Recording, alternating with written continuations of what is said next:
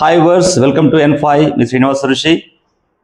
నా యొక్క వీడియోలు ఇప్పటివరకు 33 వరకు వచ్చాయి. అందరూ కూడా ఆ యొక్క వీడియోస్ని ఆదరిస్తూ నన్ను ఎంకరేజ్ చేస్తున్నందుకు కృతజ్ఞతలు.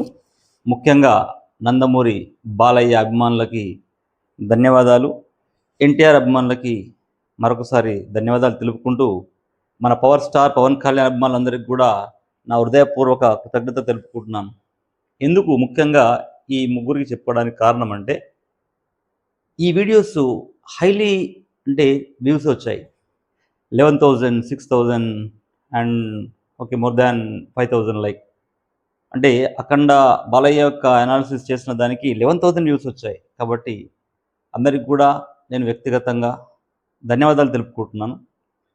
తప్పకుండా ప్రతి వీడియో కూడా ఒక న్యూమరాలజీ అంటే సంఖ్యాశాస్త్రాన్ని అనలైజ్ చేస్తూ వారి యొక్క లైఫ్లు ఏ విధంగా ఉంటున్నాయో చెప్తున్నాం. కాబట్టి అంటే వారి లైఫ్లు చెప్తున్నారు కదా, మరి మాకేంటి అనే భావన మీకు రావచ్చు.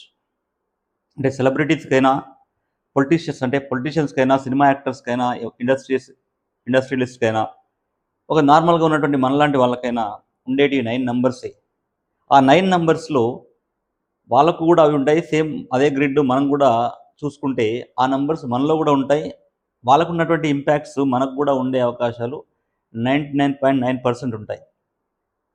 సో అందుకని మీరు అనుకోవచ్చు సార్, అంటే వారి యొక్క జీవితాల యొక్క అనాలిసిస్ చూస్తే మాకేమొస్తుందని కొంతమంది అనుకుంటుంటారు. సో వారి కోసం క్లారిటీ ఇస్తున్నాను. వారి అనాలిసిస్ చూసినప్పుడు మీ అనాలిసిస్ మీకు అర్థమవుతుంది. అంటే మీ యొక్క దశ ఎలా ఉంది, మీ యొక్క గ్రిడ్ ఎలా ఉంది, మీ నంబర్స్ ఎలా ఉన్నాయి. అంటే మనకి నంబర్స్ ఉంటే మనం ఏ విధంగా కావచ్చు అని హ్యాపీగా ఫీల్ అవుతాం. ఒక్కోసారి నా డేట్ ఆఫ్ బర్త్లో నా యొక్క ఫేవరెట్ హీరో పుట్టాడు రా బాబు, సో నేను కూడా అలా అవుతాను. అంటే ఒక్కొక్కరికి ఒక పాజిటివ్ ఎనర్జీ వచ్చే అవకాశాలు ఉంటాయి. అదేవిధంగా ఏదైనా నెగిటివ్ అనిపించినప్పుడు ఏ విధంగా మనం దీని నుంచి, నెగిటివిటీ నుంచి తప్పించుకునే అవకాశాలు ఉంటాయనే ఒక ఆలోచన కూడా వస్తుంది. కాబట్టి ఎవరో వీడియో అంటే ఇప్పుడు నా వీడియో చేశాననుకోండి, లేకుంటే మీ వీడియో చేశాననుకోండి, ఎంతమంది చూస్తారు? మ్యాక్సిమం అంటే ఒక 10-20 మంది నా ఫ్రెండ్స్, నీ ఫ్రెండ్స్ చూస్తారు. వాళ్ళు కూడా కంప్లీట్ వీడియో చూడరు. అదే ఒక సెలబ్రిటీ కానీ, ఒక పొలిటీషియన్ వీడియోస్, ఎందుకంటే వాళ్ళు పబ్లిక్ ఫిగర్ కాబట్టి డెఫినెట్గా వారి యొక్క అనాలిసిస్ అందరికి కూడా ఉపయోగపడుతుంది. ప్లస్ వాళ్ళకి ఉపయోగపడుతుంది. అంటే ఎందుకు, ఎప్పుడు, ఏ విధంగా వాళ్ళ దశ మారుతుందనేది చెప్పడానికి కూడా వీలుంటుంది. కాబట్టి ఈరోజు నేను తీసుకురాబోయేటువంటి వ్యక్తి, ఓకే, ఆ వ్యక్తి గురించి చెప్పబోయే ముందు please subscribe, share and like my video. Definitely your likes will encourage me further to do many other videos. Really, I'll be very happy for your views, and at the same time I convey my thanks to each and everyone. Please subscribe. Okay, thank you. So now let us see, let us get into the video. Today's the politician, I'm coming with the politician. Andhra Pradesh రాజకీయాల్లో ఒక వెలుగుతున్నటువంటి వ్యక్తి, ఇప్పుడు దేశ రాజకీయాల్లోకి వెళ్ళబోయే అవకాశాలు ఉన్నటువంటి వ్యక్తి. అంటే ఎవరతను? ఎందుకంటే దేశ రాజకీయాల్లోకి వెళ్ళాల్సిన అవకాశం ఉంది. అంటే ఈ మధ్యకాలంలో మనం చూస్తున్నాం, బీజేపీ రాష్ట్ర అధ్యక్షుల్ని మారుస్తుంది. ఓకే, ఆ మార్పులో భాగంగా మనకి తెలంగాణ బీజేపీ అధ్యక్షుడు మారాడు. అదేవిధంగా ఆంధ్రప్రదేశ్ అధ్యక్షుడు మాధవ్ గారు మారారు. ఈ విధంగా మారుతున్న క్రమంలో మనం ఒకరిని మిస్ అయిపోయినాం.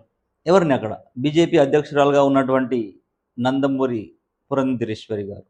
అదేనండి, దగ్గుబాటి పురంధరేశ్వరి గారు. సో నందమూరి వంశం నుంచి వచ్చినటువంటి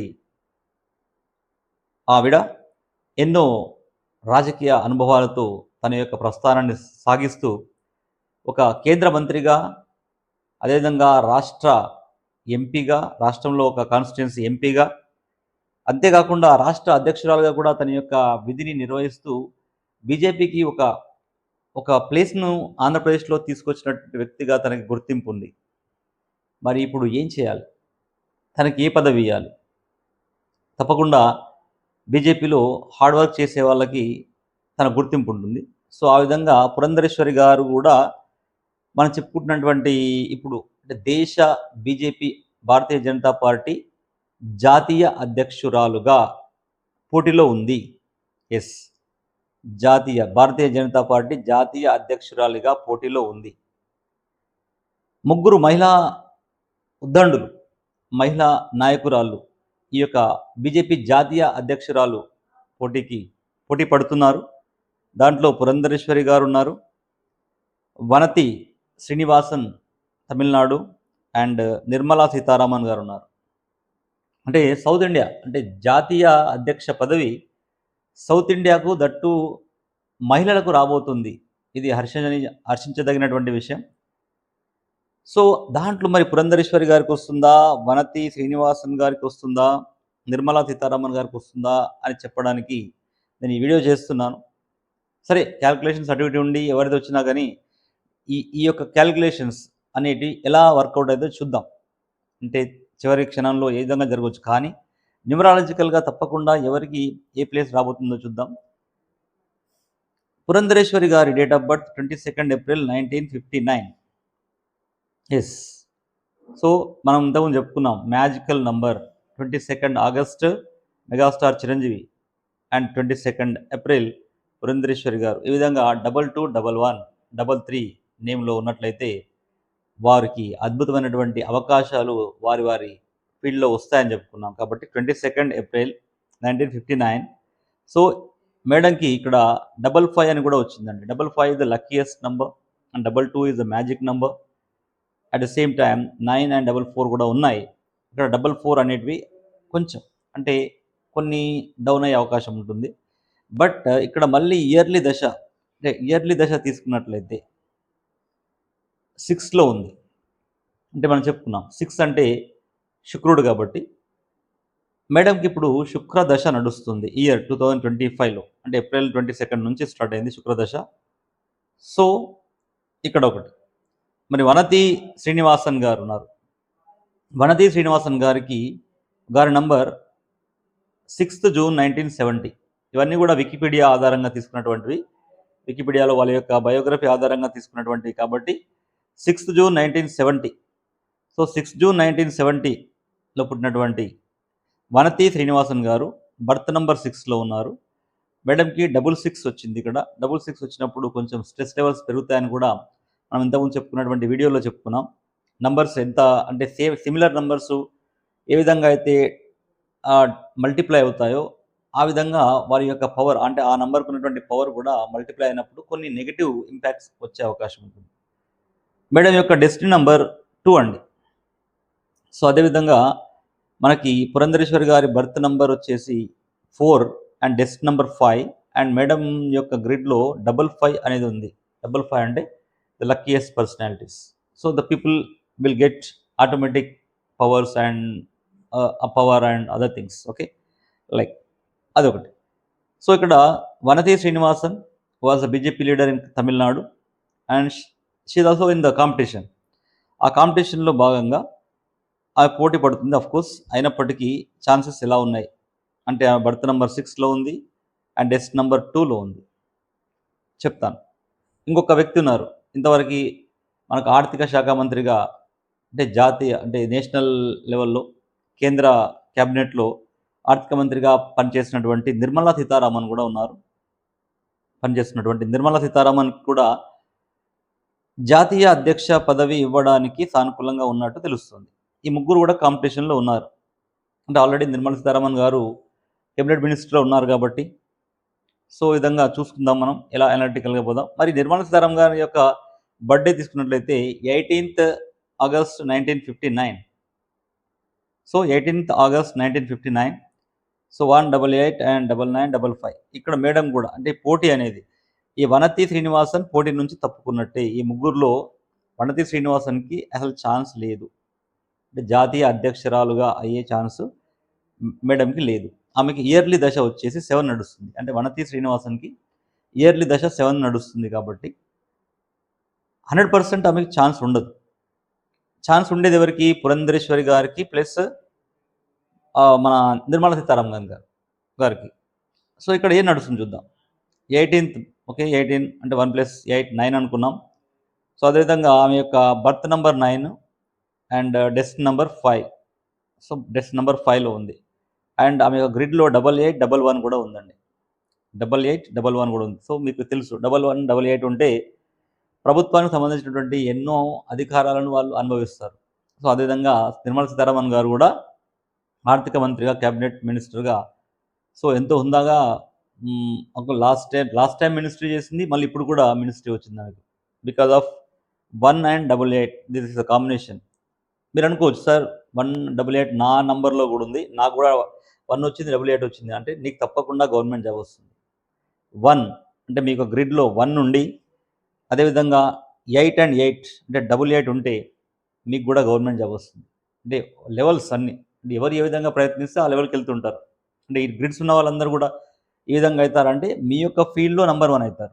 అంటే ఆ గ్రిడ్ మీలో ఉంటే మీకున్నటువంటి ఇంటెన్షన్, అంటే ఎప్పుడు కూడా నేను చెప్తుంటాను, intention, intuition and intensity. Intention, intuition and intensity, ఈ 3 ఎప్పుడైతే కలుస్తాయో అప్పుడు వాళ్ళు ఆ ఫీల్డ్లో నెంబర్ 1 అవుతారు. కాబట్టి ఆ విధంగా మనం డెవలప్ చేసుకోవాల్సిన అవసరం ఉంటుంది. సో నిర్మలా సీతారామన్ గ్రిడ్లో కూడా 55 ఉందండి. అంటే ఇక్కడ 55 లక్ ఇస్తుంది. పురంధరేశ్వరి గారికి 55 ఉంది, నిర్మలా సీతారామన్ గారికి 55 ఉంది. సో అండ్ ఇక్కడ ఎక్స్ట్రాగా ఇక్కడ ఏంటంటే నిర్మలా సీతారామన్ గారి గ్రిడ్లో 88 అండ్ 11 ఉంది కాబట్టి ఆమెకి కంటిన్యూస్గా మినిస్ట్రీస్ రావడం జరిగింది. అంటే పురంధరేశ్వరి గారి కంటే కూడా నిర్మలా సీతారామన్ గారికి మినిస్ట్రీస్ ఎక్కువగా రావడం జరిగింది. అయితే ఇక్కడ 188 అనేది నిర్మలా సీతారామన్ గారిలో ఉంది, అందుకని ఆమెకి ఆ విధంగా మినిస్ట్రీస్ ఎక్కువగా రావడం జరిగింది. కానీ ఆమె యొక్క బర్త్ నెంబర్ తీసుకున్నట్లయితే 9లో ఉంది అండ్ డెస్క్ నెంబర్ 5లో ఉంది. దానికి తోడుగా 55 ఉంది. అంటే పురంధరేశ్వరి గారి గ్రిడ్లో 55 ఉంది, ప్లస్ ఇక్కడ కూడా 55 ఉంది. సో ఆ లక్ అనేది ఆమెకి ఫేవర్ కావడం జరిగింది కాబట్టి ఆ విధంగా ఉంది. దానికి తోడుగా ఆమెకి నంబర్ 1 ఉంది, 88 కూడా ఉంది. సో కానీ దశ ఇప్పుడున్నటువంటి ఆమె దశ, ఇయర్లీ దశ వచ్చేసి 8లో ఉంది. అంటే ఈ ముగ్గురు కాంపిటీషన్లో ముఖ్యంగా వనతి శ్రీనివాసన్ ఫస్ట్ రౌండ్లో ఎలిమినేట్ అయిపోయింది మన ప్రకారంగా, డేట్ ఆఫ్ బర్త్ ప్రకారంగా తీసుకున్నట్లయితే. మిగతా క్యాలిక్యులేషన్స్ ఏముంటాయో మనకు తెలియదు, కానీ according to date of birth ఆమె నంబర్ ప్రకారంగా తమిళనాడుకు చెందినటువంటి వనతి శ్రీనివాసన్ ఇప్పుడు కాంపిటీషన్లో లేనట్టే. ఆమె యొక్క డేట్ ఆఫ్ బర్త్ ప్రకారంగా ఇప్పుడున్నటువంటి దశ, ఆమెకు ఇయర్లీ దశ 7 నడుస్తుంది. సో ఇక్కడ నిర్మలా సీతారామన్ గారికి ఇయర్లీ దశ 8 నడుస్తుంది. యాక్చువల్ 8 అనేది పొలిటిక్స్ నంబర్ అంటారు. అంటే పొలిటిక్స్కి వెళ్ళాలంటే తప్పకుండా వాళ్ళ గ్రిడ్లో 8 ఉండి తీరాలి. 8 ఉంటే ఆ పొలిటిక్స్లో క్లిక్ అవుతారు. అంటే సినిమా ఇండస్ట్రీకి కానీ పాలిటిక్స్ కానీ నెంబర్ 8 అనేది ఉంటే వాళ్ళు ఆ యొక్క ఫీల్డ్లో క్లిక్ అవుతారు. కాకపోతే ఇక్కడ నిర్మలా సీతారామన్ గారికి 8 దశ నడుస్తుంది, ఆల్రెడీ మినిస్ట్రీ ఆమెకి ఇచ్చారు. సో అదొక కారణం మనం చూడొచ్చు. ఆమె పదవిలో అనుభవిస్తుంది అంటే ఆ దశ 8 అనేది తప్పకుండా పదవులు లభిస్తుంది. కాబట్టి మనం పురంధరేశ్వరి గారికి వచ్చే అవకాశాలు ఉన్నాయని ఎందుకు చెప్తున్నామంటే, అంటే ఇప్పుడు అర్థమైండొచ్చు మీకు. అంటే భారతీయ జనతా పార్టీ జాతీయ అధ్యక్షురాలుగా పురంధరేశ్వరి గారు ఎన్నుకోబడడానికి 99% అవకాశాలు ఉన్నాయి. ఎందుకంటే ఇయర్లీ దశ శుక్రుడుగా ఉన్నాడు ఇక్కడ. అంటే శుక్రదశ పురంధరేశ్వరి గారికి నడుస్తుంది, వనతి శ్రీనివాసన్ గారికి దశ 7 నడుస్తుంది, నిర్మలా సీతారామన్ గారికి దశ 8 నడుస్తుంది. సో నిర్మలా సీతారామన్ గారు ఆల్రెడీ దశ 8లో ఉన్నారు, ప్లస్ మేడం ఫైనాన్స్ మినిస్టర్, ఆర్థిక మంత్రిగా కొనసాగుతున్నారు. కాబట్టి ఈ ఛాన్స్ని శుక్ర మహార్దశ నడుస్తున్నటువంటి పురంధరేశ్వరి గారికి వచ్చే అవకాశాలు 99% ఉన్నాయి. సో అందుకే ఏం చెప్తున్నానంటే, నందమూరి వంశం నుంచి జాతీయ రాజకీయాల్లో ఒక రోల్ పోషించడానికి నందమూరి పురంధరేశ్వరి గారు, మన యొక్క నందమూరి తారక రామారావు గారి చిన్న కూతురు, ఇప్పుడు జాతీయ రాజకీయాల్లో చక్రం తిప్పబోతుందని చెప్పడానికి ఎలాంటి సందేహం లేదు. తన యొక్క న్యూమరాలజీ గ్రిడ్ ప్రకారంగా మీరు అనొచ్చు 8 అనేది పాలిటిక్స్ అని చెప్తున్నాను. అదే చెప్తున్నాను. ఆల్రెడీ నిర్మలా సీతారామన్ గారికి 2 సార్లు మినిస్ట్రీస్ ఇచ్చారు కాబట్టి ఆమెకు మళ్ళీ ఒక ఛాన్స్ రాకపోవచ్చు. సో దానికి తోడుగా శుక్ర మహార్దశ పురంధరేశ్వరి గారికి ఉంది. సో పదవి అనేది వస్తుంది. అంటే శుక్ర మహార్దశ ఏం చేస్తుంది, పదవులను ఇస్తుంది. కాబట్టి జాతీయ స్థాయిలో పురంధరేశ్వరి గారికి మంచి గుర్తింపు వచ్చే అవకాశాలు ఉన్నాయి. సో అందుకని నందమూరి అనేది అక్కడ టైటిల్గా పెట్టడం జరిగింది. సో ప్లీజ్ నందమూరి అభిమానులు, పురంధరేశ్వరి గారి అభిమానులు అందరూ కూడా ఈ యొక్క వీడియోని చూస్తారని భావిస్తూ, నా యొక్క వీడియోని, ఛానల్ని ఆదరిస్తున్నందుకు అందరికీ కూడా మరొకసారి ధన్యవాదాలు తెలుపుకుంటూ, please subscribe, share and like it. Thank you so much.